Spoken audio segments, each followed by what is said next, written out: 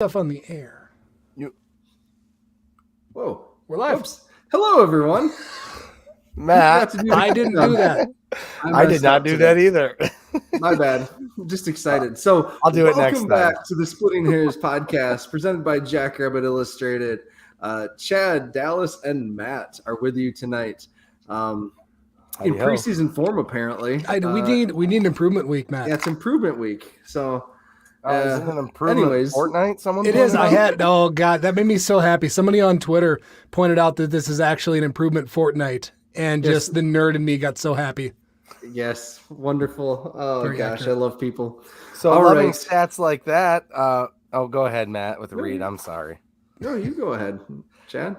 When was the last time we won a conference outright? Anybody know? The Great West. Yeah, right. 2007. Who Seven. did we beat to 2007. do that? Cool. Do you remember who we beat? And DSU. Right. Who was undefeated at the time, right? Yeah, So- undefeated and going to a Yeah, bowl yeah. game and stuff. Yeah. That's pretty cool. I Yeah. thought it was noteworthy. No, I love it. All right. Oh, geez. Dallas, people are already loving the hair, man. I'm not Look wearing a at hat that today. hair, I didn't have Dallas. one on earlier. It's funny because that's a comment I made too, Brennan. That's the reason I had to catch Usually what throw hat on. I'm was not in even my wearing Jack's closet gear. I here. got my hockey dad stuff on, and All right. Let's get to this read. So want to say thanks to our title sponsors, Drake's Place and Cottonwood Coffee. Drake's up there in Baldwin, South Dakota. Chad, I know you stopped in there 2 weeks ago now. It'll be almost 2 weeks, and got some pizzas, some half-baked pizzas, and finished them at home. How were they? Well, they were zero baked pizzas, but Zero baked. they were fantastic. Other than I unfortunately had a incident with the state car where one of them kind of ended crunched up. Oops, hit my mic. Because it slid off the top of the other ones when I took a corner, maybe a little too fast. But we straightened that dough back out, and it was still really good. You know, we had fantastic pizzas actually. My wife's like, so when are you going to Baudo again to get more pizza? Hey, there we go. That's what we should do. We should have Drake's make up a bunch of pizzas, bring them to the December 3rd game, and sell them right there. Huh? These no-bake pizzas? That's an idea. Just to get some of Drake's to the people that if they can't make it up to Bowdle. So I like it. You have to pass it by Robert, but yeah, there we go. All right. Well, thanks, Robert. Thanks, Drake's, for your support and all the delicious food you put out into the universe. We appreciate it. Cottonwood Coffee. I know we had some folks that stopped in and had Cottonwood at the Bistro, Cottonwood Breakfast on Saturday morning before the game. My buddy Keldon Wickham was there, and he tweeted at us and let us know that he was there getting some breakfast. So thank you, Cottonwood, for your breakfast and your support here. I know I just picked up some more Cottonwood beans at Walmart this weekend. They're just some of the best coffee around, my personal favorite. And if you don't live in Brookings, to get the Cottonwood coffee fresh, or Walmart in Minnesota, you can order it online with code JI22 for 10% off your order. As Brendan says, some exclusions may apply. So with that, thank you, Drakes. Thank you, Cottonwood. All right. Oh, Ryan, we look into grilling some at Tailgate. Perfect. I was going to ask that. How thick are we talking? Because grilled pizza is brilliant if done properly, but it's real tough depending on what the dough's like. I spent like 12 years of my life in pizza, so I know a thing or two about it. It was a really fresh dough. I can tell you that. Okay. And it was on the thinner side of medium thick, if that makes sense. That So not actually a thin makes crust, perfect but- sense. Okay. Yep. Take pre-orders. That way he isn't taking as much risk. That's an idea, Chad. Thank you, Chad. That's a business-minded folks on tonight. I like Yes, no kidding. And thank you to the 45 of you that are with us right now. You're choosing to be here and not in Yellowstone, which you could DVR anyways. So thanks for watching with us, and you can skip the commercials later. So Jordan Everybody Fink, wins. though, wants to get down to business and talk ball right away. So Jordan, thanks for being here with us tonight. He says 100 total yards allowed. Nothing else really needs to be added to that statement. So can we be done now, Jordan? Is that Let's show's just over? point out Nothing how else. amazing Let's that go. Let's point out how amazing that statistic is. That's total. Not just rushing, not just passing, total. That's pretty stellar. And if you looked at our first half wasn't the best half of the year for us. We talked about this a little beforehand, but we ran 44 plays to their 15. Yep. So it was better than it looked like. Yeah. That's really surprising. I don't think I would have guessed that. But there was a lot, honestly, as we got from the first half into the second half that really kind of caught me off guard with how that game shaped up. Yeah. Yeah. It just, Illinois State, we knew this coming in. Their offense hasn't found an identity yet, hasn't really found any footing yet. Their starting quarterback being out. Rittenhouse, though, that scramble ability that he has, he can be dangerous down the road if he can develop as a passer.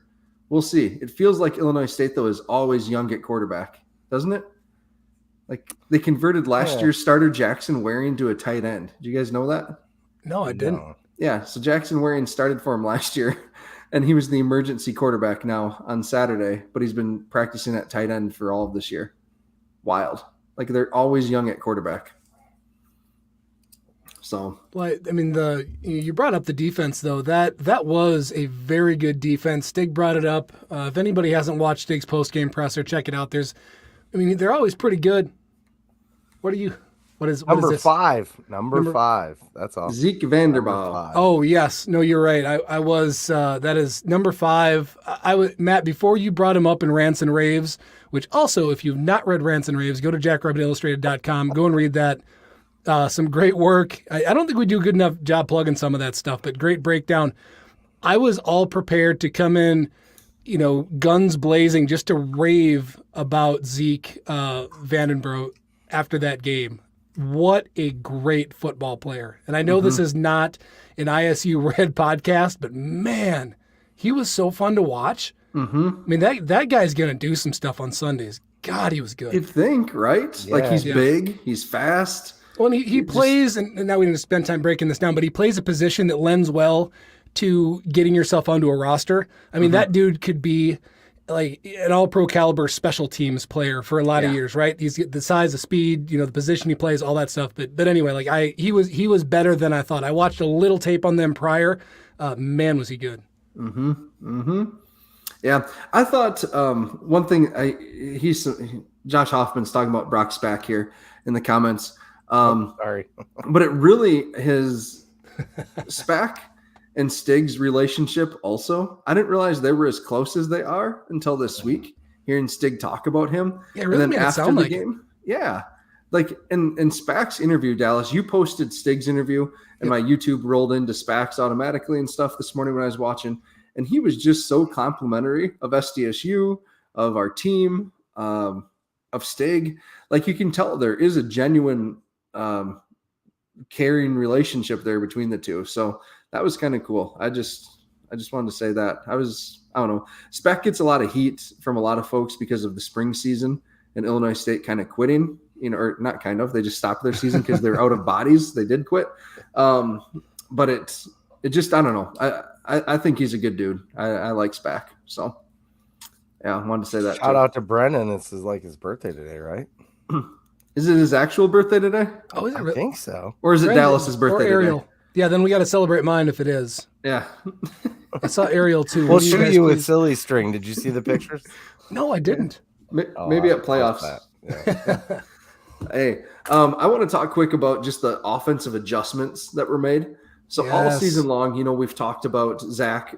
We haven't complained about play calling too much at all. Really, it hasn't really stuck out for a whole game. The first few drives, it felt like we were really just trying to hammer the run. Illinois State was creeping 8, sometimes 9 guys up in the box. Their safeties were sucked up, and Zach adjusted, quit running the ball on first down, and took those shot plays. And man, that loosened everything up. Zach is a good play caller, guys. He is a good elite play player. caller. The season he's having, I'm worried we're not going to get to keep him too long.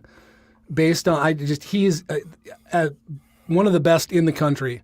He's so good at his job. And Stig called that out in that post-game presser, talking about a lot of times you have your script, it works, you prep all week. This time the script did nothing. Yeah. It didn't work. And guess what? We adjusted and did as well as we did. And we've talked about this before, how great this team is in the third quarter. And this is a very simplistic way to look at it. But if you win the third quarter, your coaches are winning. Indeed. Yeah. One thing I want to talk quick about, and Chad, we brought it up just a little bit before pre-show. I'm a little concerned offensive line wise right now. Yeah. 2 straight games where we've still cranked out the yards, 150 plus yards or right around 150 on the ground somehow, but it hasn't been pretty at all. 4 sacks, that doesn't bode too well.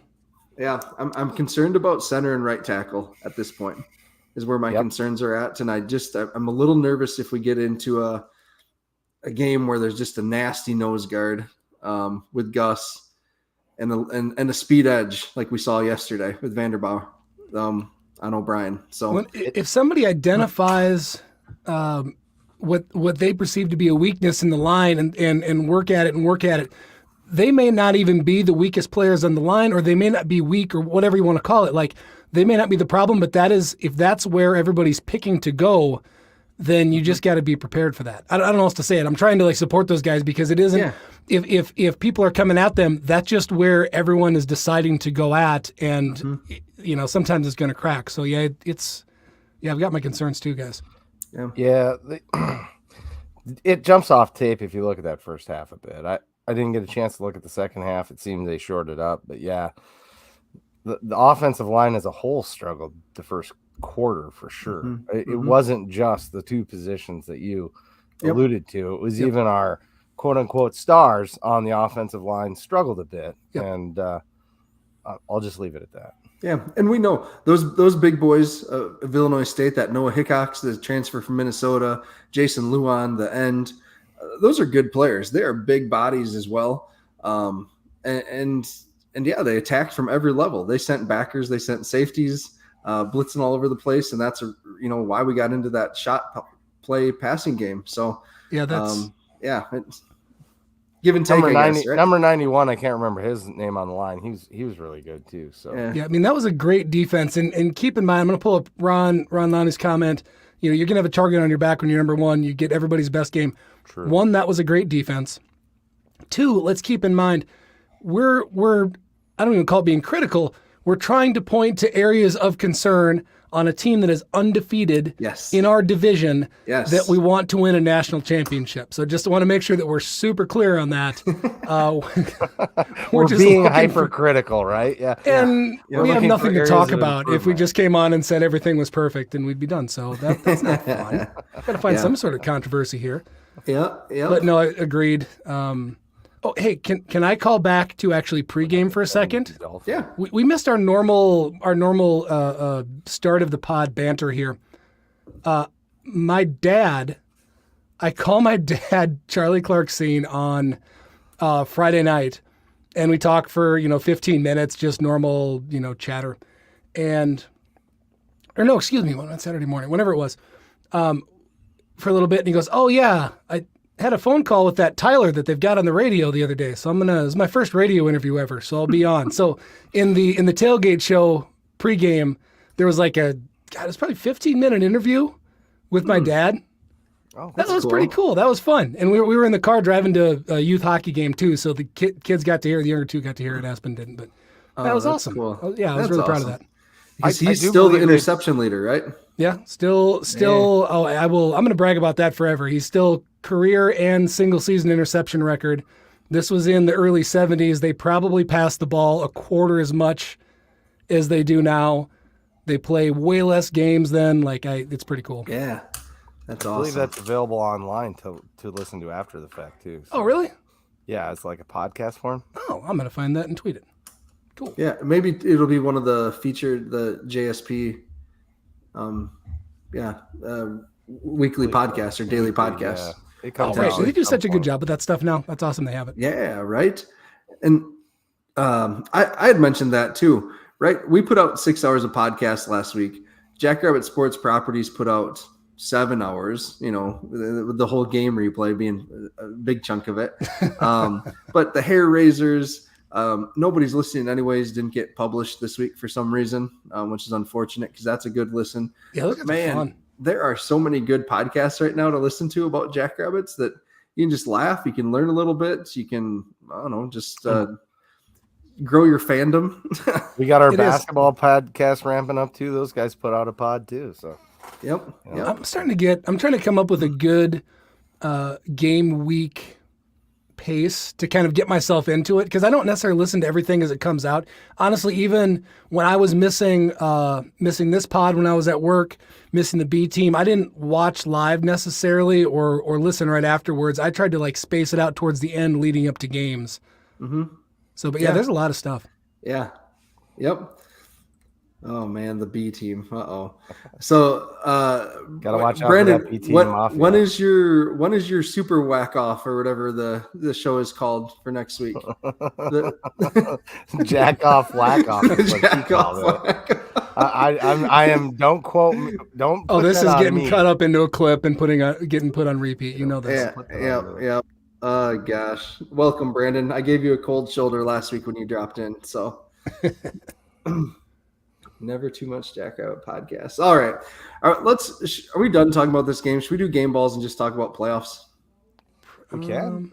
Is there anything else? I mean, it was. Let's talk a little bit about the fact that maybe we can get it through game balls, but the fact that Mark was running again. Yes. I want to That touch was on that. honestly. I don't want to draw it out. I know you've got a can plan talk. here, Podfather, but yes, that's worth calling out. I may or may not have. We talk about not questioning play calling. I might have yelled at the radio a few times on Because he was clear playing designed in the fourth runs. quarter. Yeah, I'm glad that worked. Stop it. Yeah. So Mark took those hits right away, right? And looked a little bit uncomfortable after that in the pocket. And then when they were throwing the deep shots, they were also incorporating some designed quarterback runs. And Mark just loves football. You can tell that. He loves to actually deliver the hits, not necessarily take them. And I think that woke him up. And he talked about that in the post-game interview as well, that maybe just getting out there, getting some confidence, getting the ball rolling that way helped him as a passer. Because, man, he was lights out after that. Yep. He still finished the game, 20 of 28? Phenomenal. Almost 300 yards passing, touchdown, quite a few rushing yards. Yeah, statistically posted a great game yet again. And that calls back to that spring season again. And I couldn't quote specifics, games or anything, but all season there was that feeling of go out, he run the ball a couple times, take a couple licks, and then that's when he's just laser focused, dialed in. And that just feels like his game. You can tell that's when he's really into it. He feels like he's in control. Just needs to get popped to get them juices flowing. That is a legitimate thing, no matter what, whether you're a freshman, you're on kickoff or something. Just when that first hit, then it's like, all right, I'm playing now. Let's go. You know what? I would love for him to be delivering the hit, though, and not Zeke Vanderburg delivering the hit. And the whole crowd collectively goes, "Oh, yeah, you hear it on the broadcast." It's like, well, we're not seeing that guy again, thank goodness. But there's a lot of dogs in the playoffs. Yeah. What else? I thought Jaden Yankee, coming back from the drop, coming back from the fumbled punt, just the mental strength of this team is just phenomenal. Chris Crock, man alive. I don't know what he's getting paid, but I don't think it's enough. Like, this guy just has our dude so dialed in and ready to bounce back. So, it is to struggle the way that I don't call it struggle because they didn't give up any yards, but that was a frustrating start to a game. And as a fan, didn't question for a second. I'm like, that's coming, whatever, And I know years past, nothing against anybody else, but you start to get really anxious. Like, oh no, how are we going to fix this? What's going to happen? And just absolutely no question. I'm like, okay, we're going to turn it on. We're going to fix it. It's coming, and it does. Yep. And I'm so happy. We've talked about this quite a few weeks, but the different ways that this team has won games and the adversity, and it hasn't been a fast start, and they don't have to go up 2 touchdowns to cruise. They can struggle. They can start slow. They can be tied at halftime. They can be down. It doesn't matter. They're going to figure it out because they're freaking good. Yep. And I don't think it can be understated the effect the mental coaches had, just because of, it shows, right? It just shows. They're just like unfazed, our special teams are a mess. Okay, fine. We'll just make up for it in other areas. If one area is lacking, we make up for it elsewhere. It's like Dallas was pointing out. So, Yep. And I suppose we do have to talk about the elephant in the room that I unleashed this morning. Matt, what did you do? The attendance comment, the attendance rave. The crowd that was there was phenomenal. I love the smaller crowds because I mean it's the fans that are engaged, that want to make noise, that know when to make noise for the most part, and they make plenty of noise. So I had a rant about just the smaller crowd, 8,000 some people, being senior day, being a very successful class. I just feel like I want to give this team more. These seniors more. I mean, this group that we were honoring for senior day was just terrific. And I get it. Life happens. You know, we have a lot of folks, a lot of fans that are involved in the agricultural community. It was a bad weather week in South Dakota, a lot of ice that made it hard just to get your animals fed, your machinery up and running, all that stuff. Weddings happen, medical emergencies happen. I get it. Like all that stuff happens. My issue is with the folks that chose to go sit at, I don't even want to name anyone, at establishments in Brookings and watch the game on TVs and have their beers there versus being in the stadium supporting the players.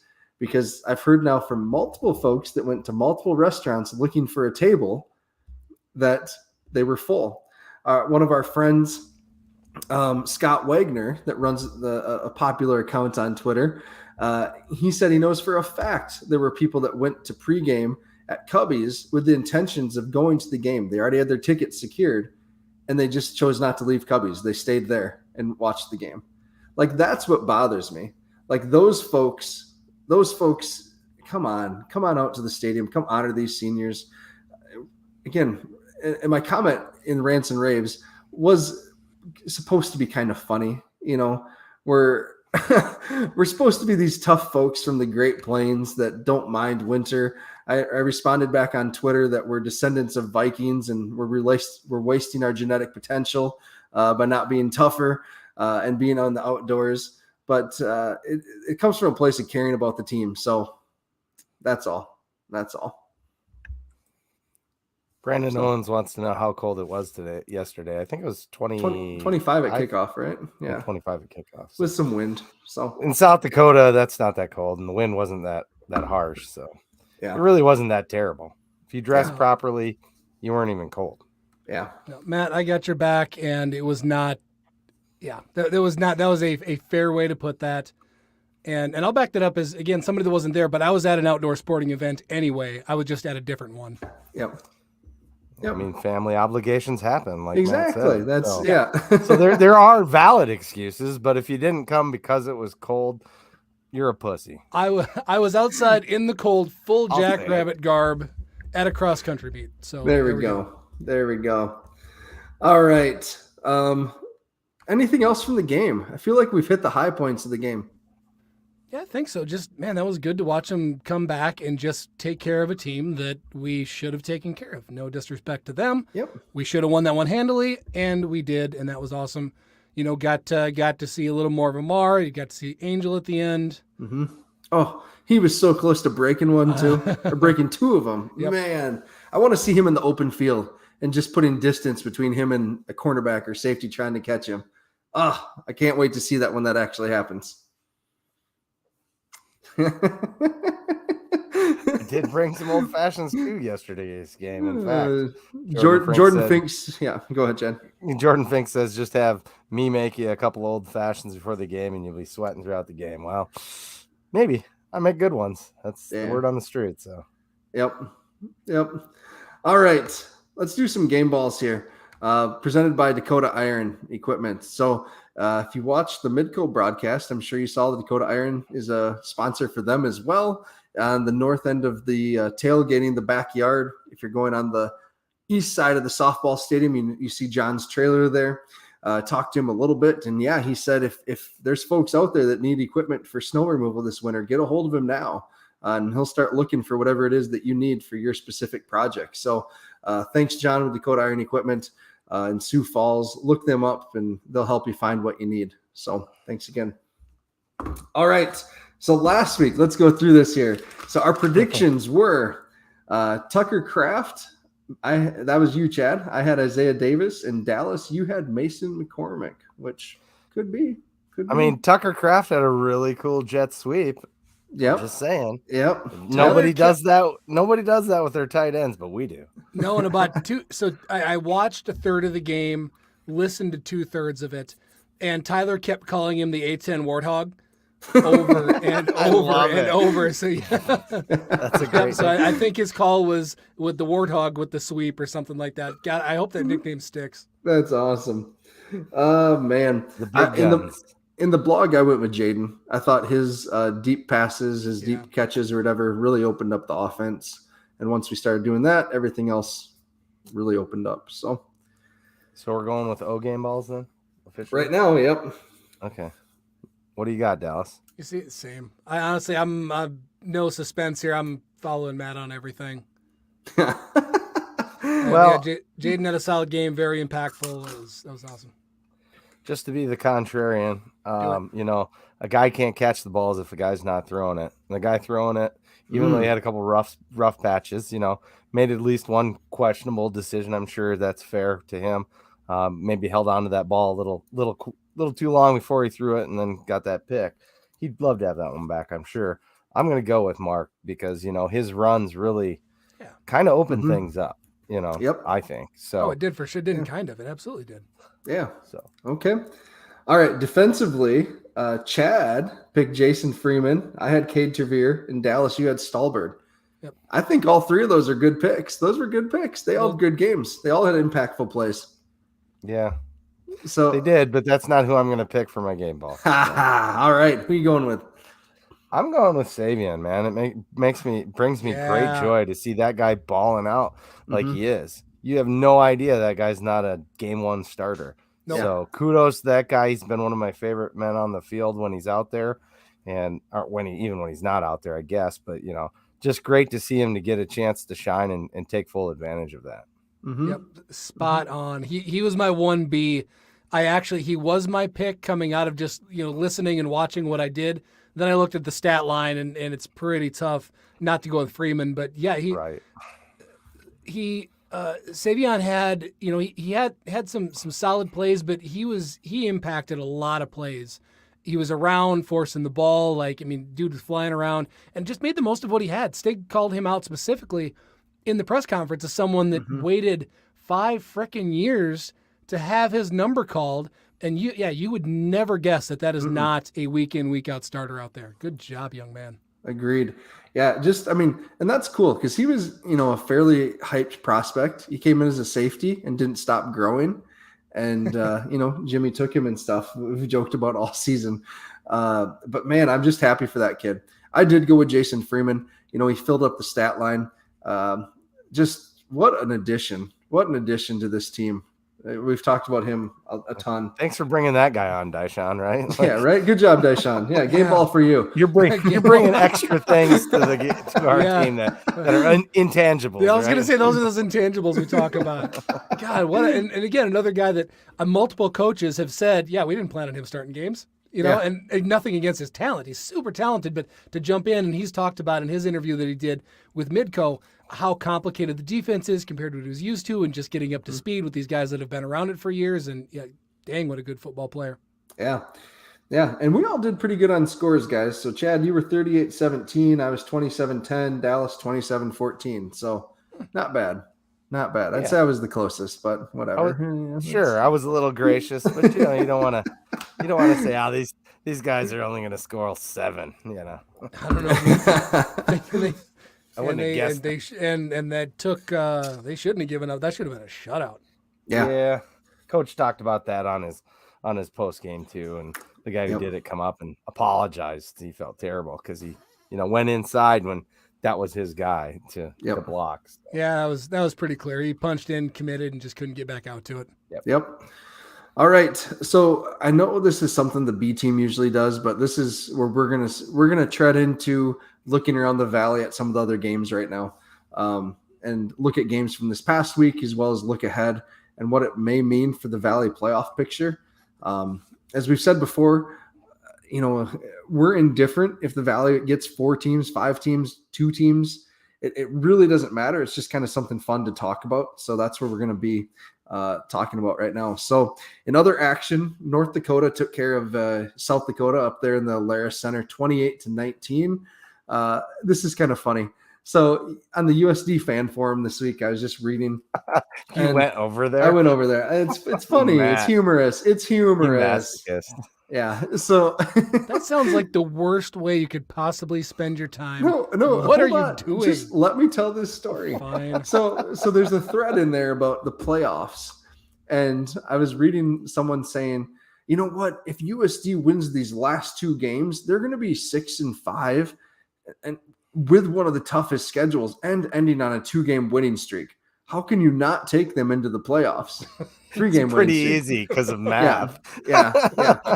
They teach that at South Dakota State. But it was a serious comment, and I know. And some of the UND fans came on because that's who they're playing this week, and we're like, "Are you guys stupid or what's wrong with you?" There's no way you're getting the playoffs. Your season's over. Works? Deal with it. Did you eat paint chips as a kid? Yeah, why? Tommy boy. Anyways, so sorry. So that's my USD story. But they're out. UND, huge matchup coming up this week. We'll talk about that in a second. Indiana State get their first Valley win of the season, 21-0 over Western Illinois. Trees. Yeah, good job, Trees. Way to go, Trees. Yeah, so I see Western Illinois' big stud wide receiver Brantley must have got hurt, though, because he tweeted some sort of injury. I'll be back, coming back stronger type of deal. So that's too bad. He's a heck of a player.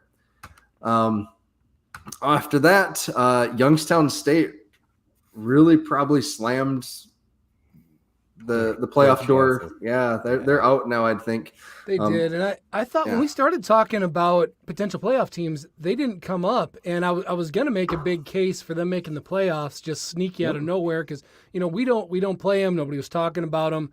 And then, they just completely bleeped the bed, and that was it.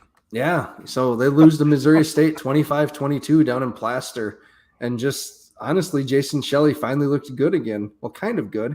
He was 19 for 37, 221 yards and a touchdown. So Jaleel McLaughlin, though, went off again, 28 carries, 227 yards and a TD.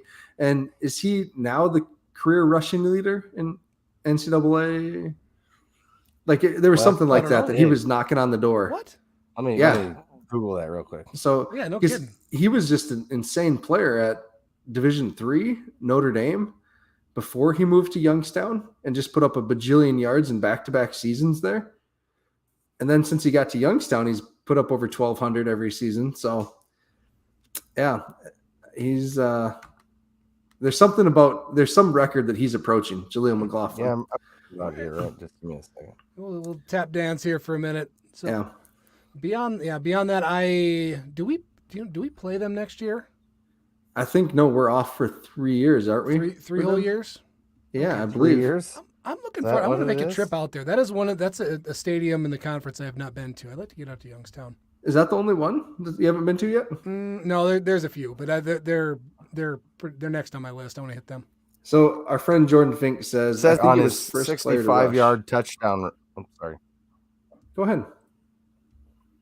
It says in this article that his 65-yard touchdown which gave them a 22-17 lead. He would tie the all-time rushing mark in NCAA history, and he would later break that record in the game. So that's pretty impressive. We know he's a ball player. stud. I don't care what division that is. That's jolly. Yeah, right. Like, just think about like Marshawn Cockridge. That dude was an absolute animal. So he's got more than that, right? So, yeah.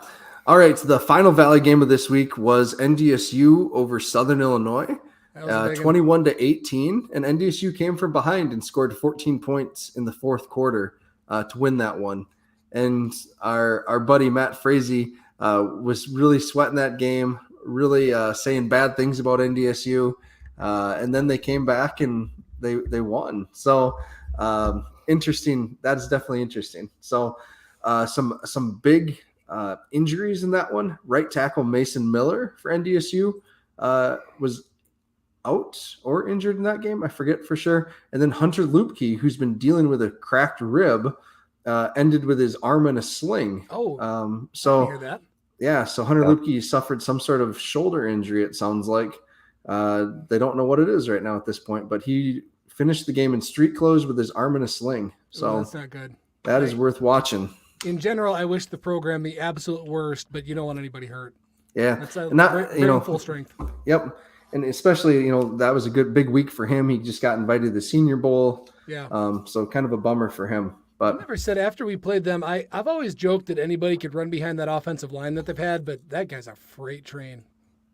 Man, yeah, he's definitely different. I mean, you do get Mike Allstott vibes from him. You do 100%. Yep. That's exactly what I was going to say. Yep. So the big games next week, this coming week that, we don't have a Jackrabbit game to preview. So let's look ahead a little bit. Southern Illinois and Youngstown are both feeling like they still have a chance. If you listen to their head coaches and stuff, they really think that they have a chance to still make the playoffs at 6 wins. It's a huge bubble. A lot of weird stuff happened this week with teams like Idaho losing that maybe shouldn't have. And so it's going to be really interesting to watch what happens in the SoCon as well. And in the Big Sky, UC Davis could clip Sacramento State and get into the playoffs now too. So a lot of fun to happen. They're here. better than a lot of people gave them credit for. Yep, definitely. So Southern and Youngstown's a game just to watch. Western and Illinois State really has no effect on the playoffs. It's the Battle of Illinois, I guess. Missouri State, Indiana State doesn't matter. Northern Iowa and South Dakota really doesn't matter. I mean, Northern Iowa could get to 6 wins, but they would have no marquee wins. But the big game to watch is North Dakota at North Dakota State. It's 2:30 on ESPN Plus. North Dakota feels like this may be their chance to finally knock off NDSU in the Division I era here. So that's something to watch. This is our prediction segment for this week presented by Culver's. I'm guessing maybe the only game that may get a 50 Butterburger is Missouri State and Indiana State. And that may actually be both teams scoring 50 points in that one. Just join the Southland. Yeah. Well played. Right? Why, Brendan, why is it called the Southland? You won't answer. He'll put it in there. He'll put it in there. You got no D. Yeah. Yep. So Or Unix.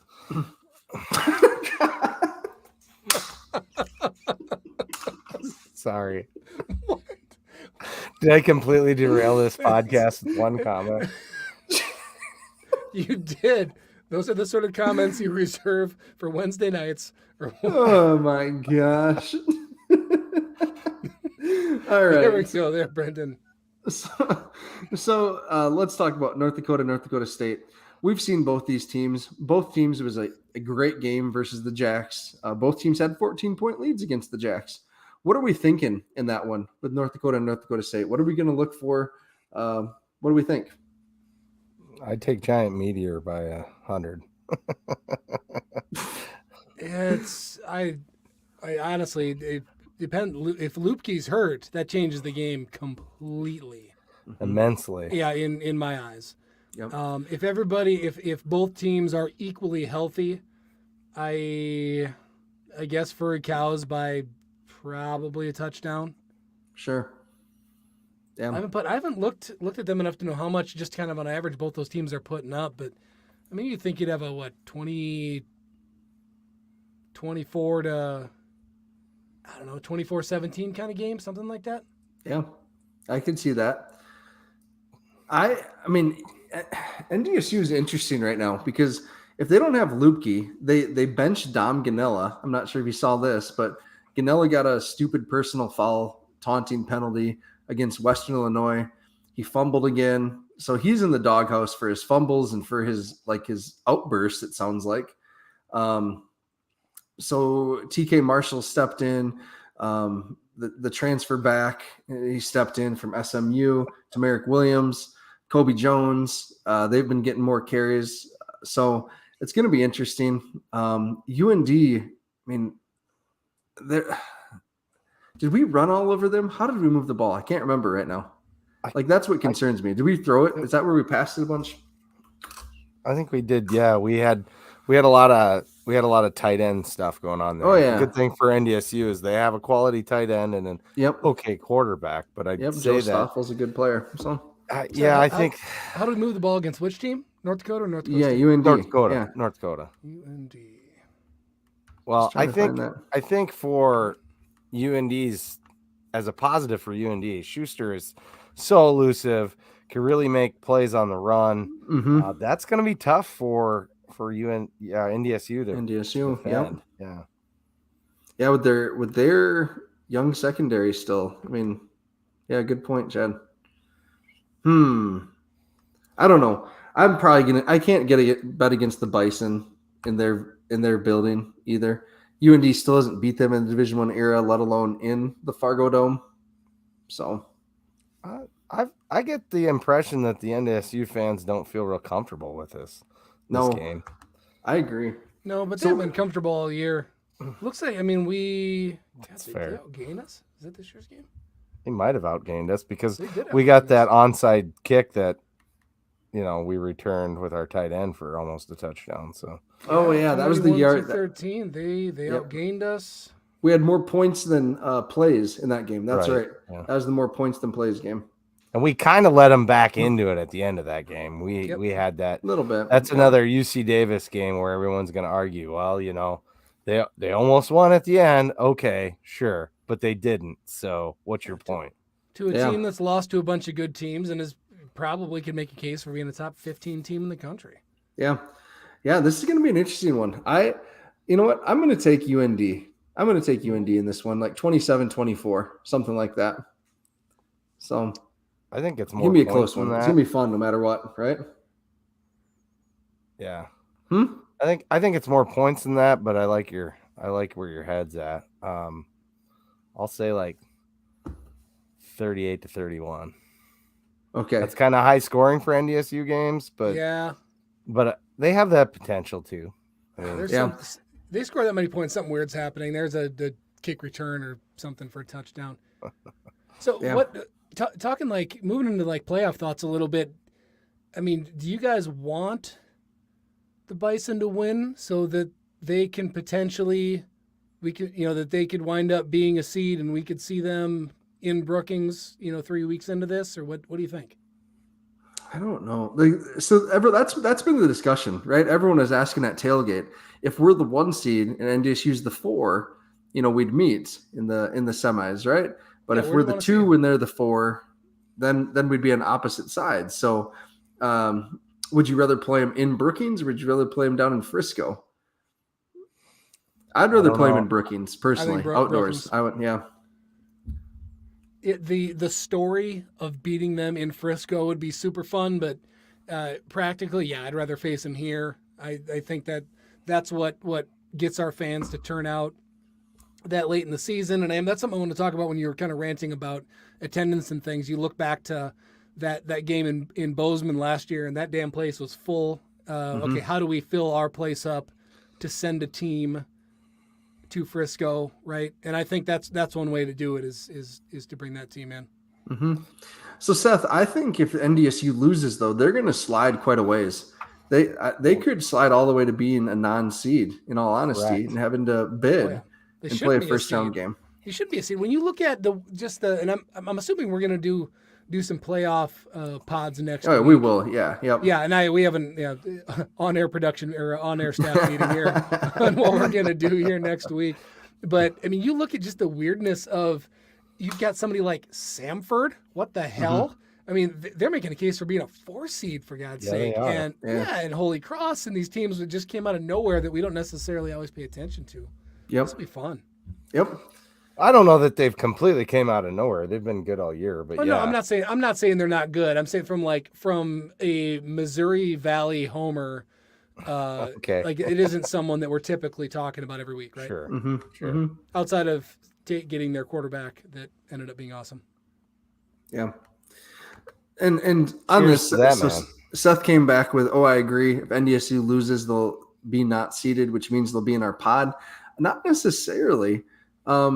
With the 2 likely 1 and 2 seed being Western on the western side of the country, it's going to be interesting with both Sac State and SDSU being out here. In the typical, there's just more teams on the East and in the South. So we'll see. If you listen to that, what was the pod where they talked to I'm going to get this wrong. It was Sam Herder. Sam Herder's pod. It's phenomenal. Yeah. I should post that link here. One of us should post that. Yep. That I think it's already somebody posted it in our comments. Everybody listening to this, whether it's live or the pod later on, go back and listen to Herder's podcast. Somebody will get this in the comments here on Facebook or YouTube, but interviewed the head of the seating committee. I don't know what it's called. Mm-hmm. Anyway, but he gave much insight into how they think and to how this looks. And then he talked about the regionality, and they used to just group everybody together. And then you go back 3 or 4 years when the Valley had 6 to 5 for sure, 6, whatever. The entire conference made the playoffs, and we all knocked each other. Half of the conference knocked the other half off in the first round. They went, "Oh, that's dumb." Yep. So the Valley's probably only going to have 3. If you think it's more than that, I think that's delusional. But if you've got other conferences that have 4 or even 5, they have to split them up too. So I think that maybe breaks us apart potentially in the bracket. Agreed.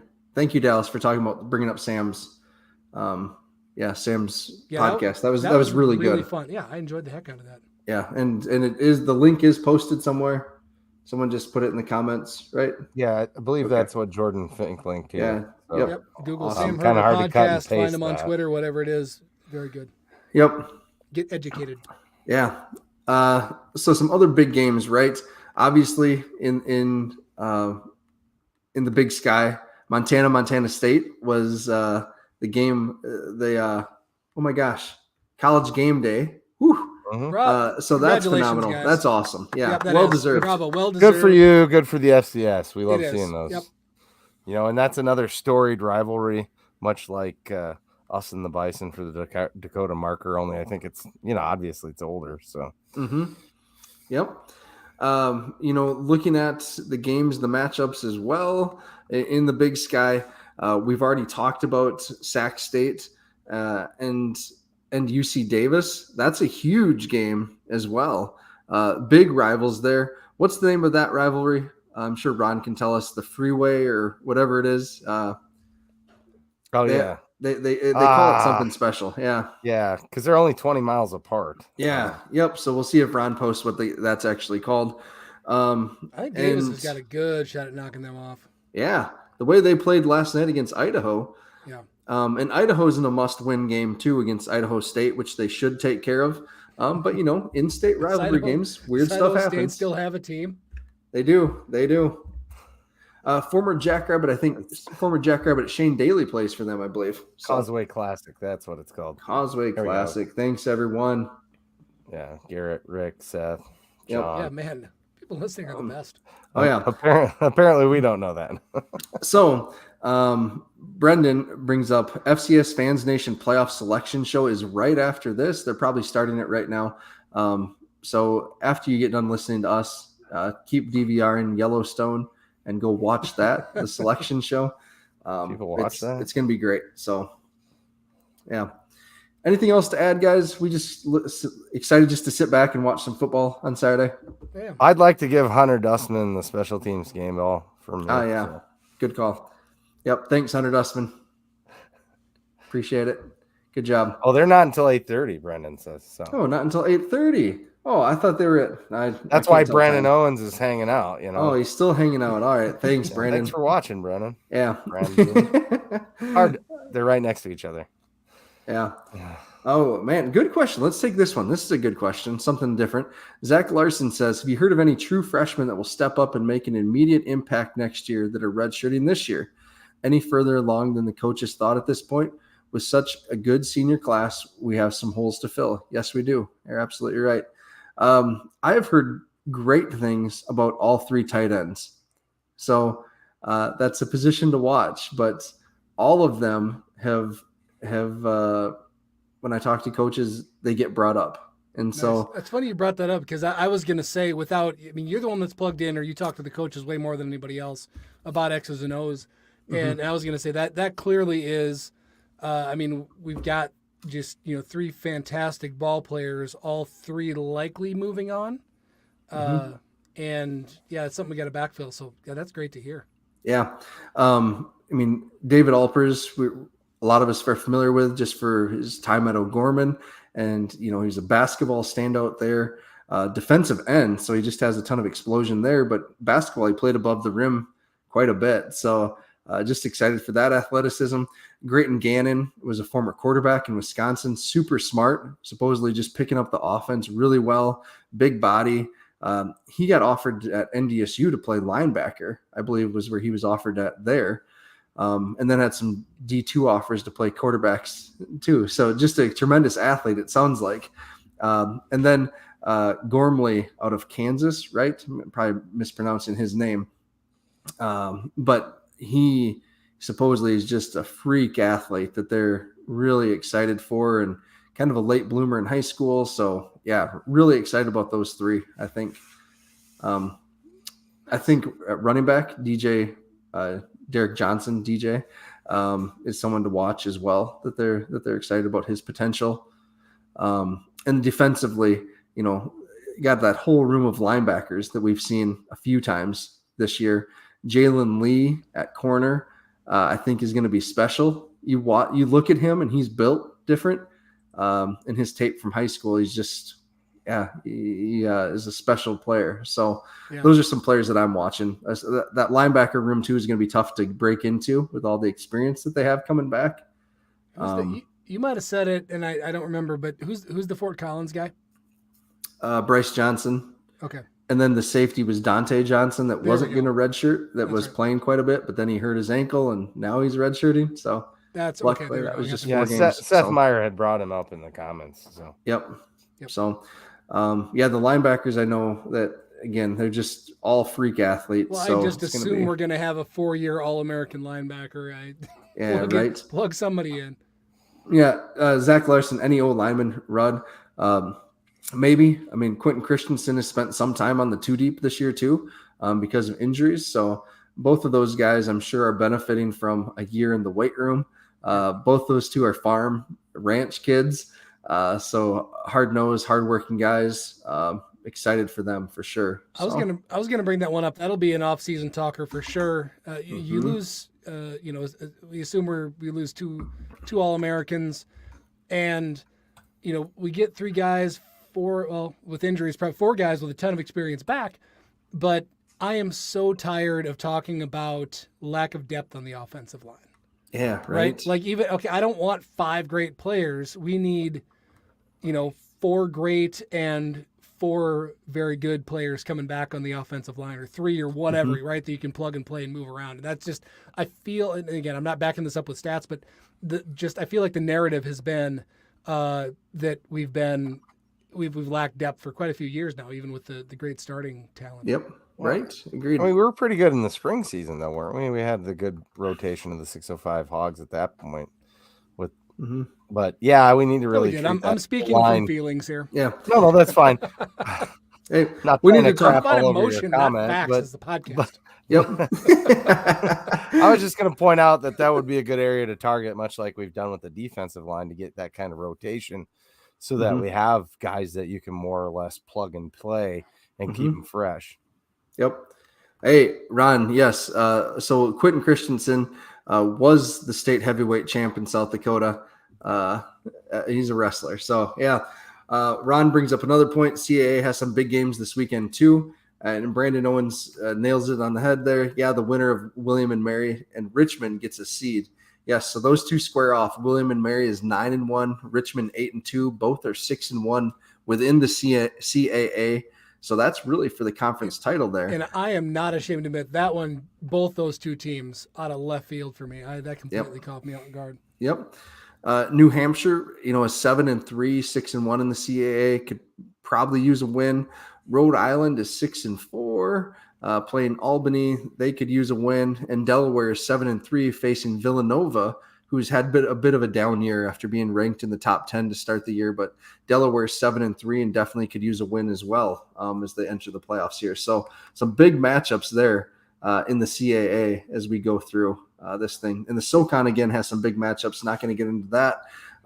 But definitely a fun week just to be able to sit back and watch some FCS football, some games that really matter for teams that we may encounter here in the playoffs. Exactly. I was going to bring that up. So this is, we have where our fan base is growing. Everybody's becoming more educated. We're getting used to some of the teams that we're playing over the last, 15 years here.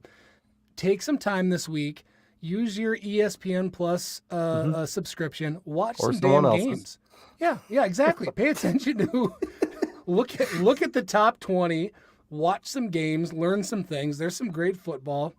Some of the broadcasts are terrible. We're used to ours, which are great. There's some garbage out there, but just go have some fun. Yeah, definitely. Agreed. All right.